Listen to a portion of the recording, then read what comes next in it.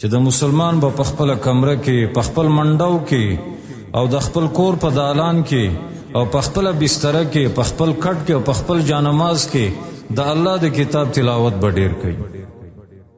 ځکه دا زمونږ کورونه دي او په دې کې عمران خانی زمونږ خپله ده.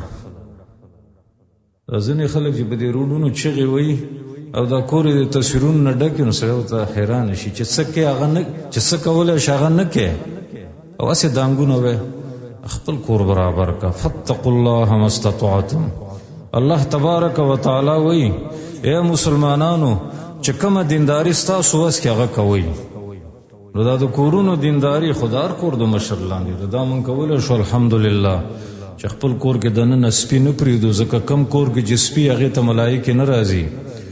د خپل کور نه هر قسم پټوان لرې کو ځکه تصویر والا کور هغې ته ملایکې نه راځي. هغه ډېر خراب کورونه دي او دا ځینې مشکلات خو زمونږ کې دی چې کور کې هلکانو د وجې مانځله ځئ، کور کې به مونځ نه کوي، جمع به له ځئ.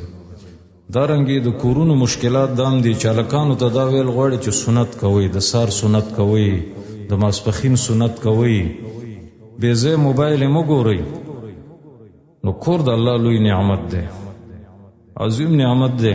خو د دې کورونو شکر دا دی چې تلاوت، سجدې، جړاګانې، منځونه، د یتیم د ډوډۍ اواز او د مسکین د ډوډۍ اواز چې سړی اهل عیال ته دا ترغیب ورکوي چې شابه پلانی یتیم ته ډوډۍ ورسوئ، پلانی ګاونډي مسکین د دې ته ترکاري ورسوئ.